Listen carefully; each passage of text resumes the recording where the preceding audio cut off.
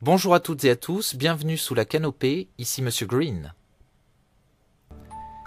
Il était une fois, dans une grande ville à l'odeur industrielle et au paysage entrecoupé de lames d'épais brouillards de pollution, il était une fois une vie. Il était une fois un jeune homme, seul, absorbé par la lumière, absorbé par une autre vie. C'est le réveillon de Noël 2018. Les éclairages municipaux ont beau scintiller de mille feux, l'atmosphère est lourde. Un filtre grisâtre s'est déposé sur la réalité. Les tensions sociales, économiques et climatiques de ces dernières années effacent un peu plus l'élan du cœur et l'euphorie que nous devrions ressentir en cette période de fin d'année. À l'écart du centre-ville, dans une petite impasse, des ombres dansent sur le mur extérieur. Provenant d'une petite fenêtre du premier étage, les couleurs se succèdent à toute allure, esquissant une œuvre en perpétuel mouvement. Derrière cette vitre, un jeune homme absorbé par cette intensité générée par ce ballet infernal d'images. Le regard fixe et déterminé, il défie le temps, il défie la réalité. Lucas a 24 ans, le regard obscur, il joue sa vie sur une autre réalité, celle de Fortnite. Haute en couleurs, en action, en danger contrôlé, en émotion décuplée. Lucas passe son réveillon sous la couleur chaude et bienveillante de la guirlande du sapin, le visage éclairé par sa console de jeu. Jeune étudiant à l'université et sans le sou, il a vu ses rêves de contribution au monde disparaître aussi vite que la bourse qui lui était consacrée. La précarité de sa vie l'affaiblit de jour en jour. Enchaîner les cours et les petits boulots pour se rassasier de pâtes quotidiennement, menaçant son équilibre biologique, et tout ça finalement pourquoi ? Pour contribuer à un modèle destructeur qui vacille au point où il ne sait plus définir son propre avenir. Lucas essaie de trouver une voie, une issue de secours. Il essaie de disséquer les dysfonctionnements qui aujourd'hui le confrontent à une vie nauséabonde. À quoi bon être captif de cette grande ville, logé dans un taudis pour survivre et ne s'émanciper de rien ? Être coincé ici, un jour de Noël, alors que ma famille aurait souhaité être près de moi ? La vie de consommateur vers laquelle mes études me dirigent n'est pas à la hauteur de l'investissement qui m'est demandé. Toutes ces questions fusaient dans sa tête. Lucas mit sa console sur pause, prit son kawaii, son portable et ses clés, et sortit d'un pas pressé. La ruelle était sombre et la pluie tombait à grosses gouttes. Il faut dire que le réchauffement climatique a entraîné des épisodes de plus en plus extrêmes, avec pas mal d'inondations. Beaucoup moins de froid en début d'hiver, mais de la pluie en continu. Les pavés, les poubelles, les bâtiments, Lucas n'y voyait qu'un décor obscur et quelque peu maléfique. Il était la plupart de son temps chez lui, allant en cours et rentrant rapidement, préférant éviter la foule pour s'isoler au plus vite et pratiquer sa discipline favorite, le jeu vidéo. Ce monde en changement, il ne l'avait pas choisi, ni souhaité. Tous ses projets étaient fixés dans sa tête depuis le plus jeune âge. Pourtant, remis dans le contexte actuel, tout s'effondrait. Il marchait donc à vive allure pour rejoindre la petite épicerie du quartier et réfléchissait en cette nuit de Noël triste et blafarde. Il se rappelait à quel point Noël était magique lorsqu'il était petit. Cela déclenchait une émotion un peu similaire aux jeux vidéo, une excitation, celle qui vous fait ressentir vivant comme une étincelle. C'est donc ça qu'il avait perdu à se concentrer beaucoup trop sur sa vie matérielle. Il s'en était exclu par la réalité virtuelle, mais celle-ci creusait un peu plus le vide intérieur qui l'accablait. Il entra dans l'épicerie, salua le gérant et se dirigea vers le rayon des plats préparés.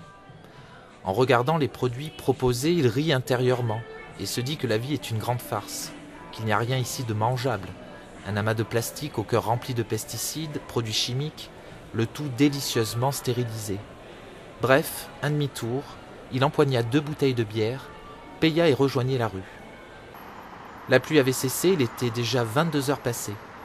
Le nombre de maisons et appartements éclairés contrastait avec le silence glacial de la rue.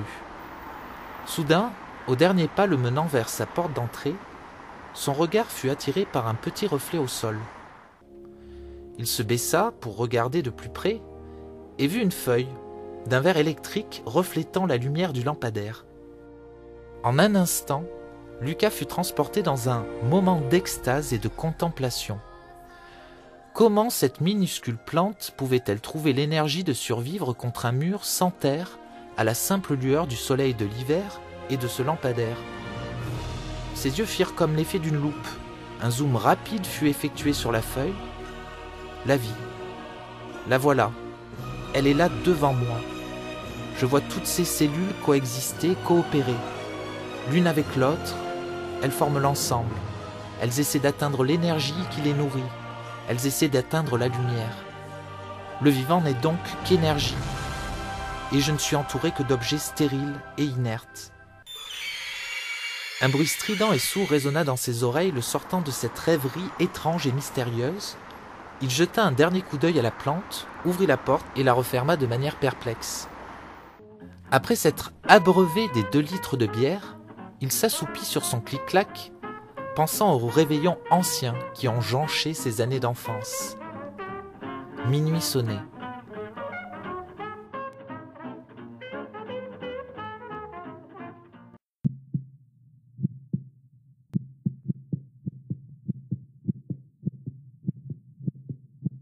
Où suis-je? Pourquoi suis-je nu? Installé ici sur cette mousse molle et verdoyante dans cette forêt, où est passée la ville? Saisi d'une stupeur effrayante, Lucas se réveille dans un endroit inconnu. Une forêt opulente, au bruit de ruisseaux, d'animaux, de vent à travers les branches. Que se passe-t-il? Déambulant progressivement, il voit d'étranges végétaux.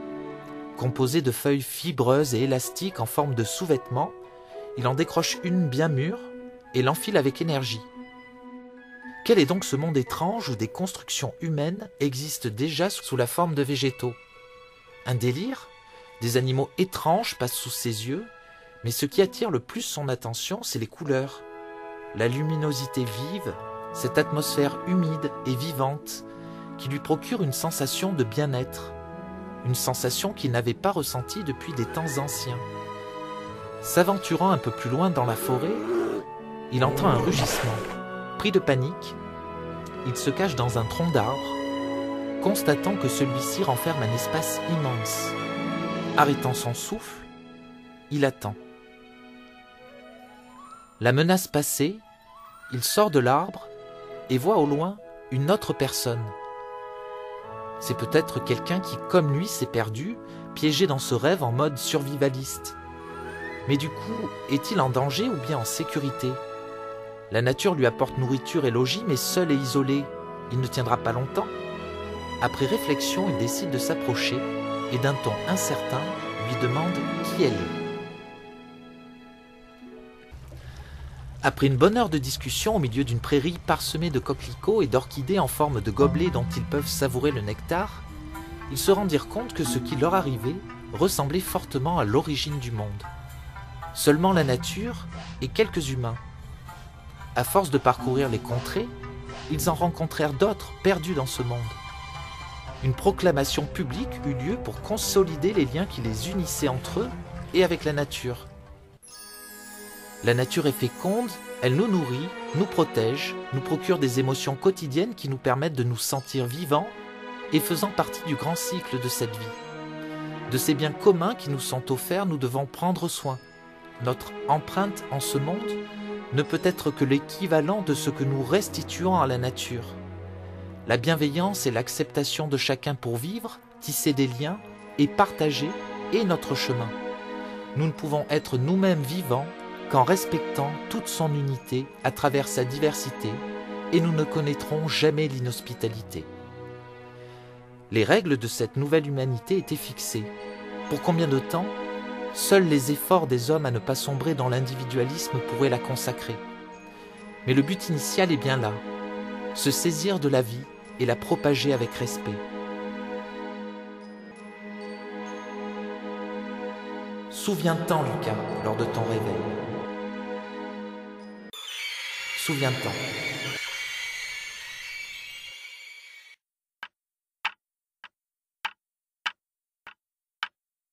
Mais quelle heure est-il?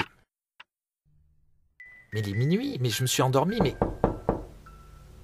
Mais qui peut bien frapper à la porte à cette heure-ci? J'arrive! J'arrive! Lucas ouvre la porte, rien, personne.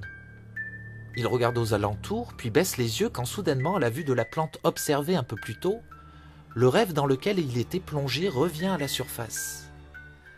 À ce moment-là, le contour de la plante devient de plus en plus lumineux, coloré, la couleur se répand, coule sur le paysage. Les bâtiments gris, tristes et sordides se parent de multiples couleurs. De la verdure apparaît partout. Pourtant non, elle était bien présente. C'est qu'il ne la remarquait plus. En un instant, le vide intérieur qui le submergeait depuis des années commençait à se combler, comme si un élixir de vie emplissait son ventre, ses poumons, ses cellules, l'ensemble de son être. Cette connexion qui lui manquait, le lien à la nature et aux êtres vivants, inondait de nouveau son âme. Dans un mouvement relâché, simple et limpide, Lucas fit demi-tour, courut jusqu'à son téléphone, appela ses parents et d'un ton très ému et surexcité, leur annonça qu'il rentrait au village, qu'il arrêtait ses études, souhaitait se consacrer à vivre plutôt que d'espérer une vie à vivre, que sa morosité avait disparu, qu'il se sentait libre et prêt à s'engager pour choisir la vie qu'il souhaitait et qu'à nouveau dans ses yeux brillait l'horizon d'un avenir heureux. Sur ces mots, sa mère lui demanda ce qui se passait, s'il en était certain, et après confirmation, elle éclata en sanglots, heureuse de retrouver son fils auprès d'elle. En cette nuit de Noël 2018, le Père Noël n'a pas pu transformer le monde dans lequel Lucas évolue. Mais par ce rêve qu'il lui a offert durant ce sommeil de 20 minutes, il lui a permis de se transformer lui-même, et ça, c'est le plus beau cadeau de Noël. Le lendemain matin, en refermant la porte, il ne put s'empêcher de prélever délicatement la mauvaise herbe nichée contre son mur, de l'installer dans un petit sac avec de la terre humide. Il prit sa valise et traversa plus de 600 km à travers le pays pour rejoindre sa famille. Malgré les menaces contemporaines, désormais c'est décidé, Lucas transformera les paysages en un chemin initiatique qui le guideront à une vie qui fait sens et riche d'émotions et de liens. De cet état conscient d'être vivant parmi le vivant, Lucas s'engagera pour le protéger et l'aimer tout au long de sa vie. Récompensé par le retour constant de cette bienveillance installée, Lucas observera le monde à travers le vivant et y déchiffrera à chaque rencontre le lien qui l'unit au reste de l'univers. Il vécut parmi les sages et fut heureux jusqu'à la fin de ses jours. C'est tout pour aujourd'hui.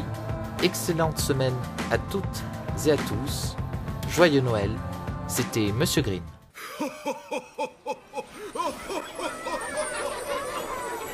Fin de la retransmission. Comment c'était? C'était un pur délire. J'ai trouvé ça. Green, oui. Green, comment? Oh, super green, aussi green que ça peut être green. Green à la puissance des babes. Green, tu vois? Mais alors tu vois le green absolu. Green, plus green.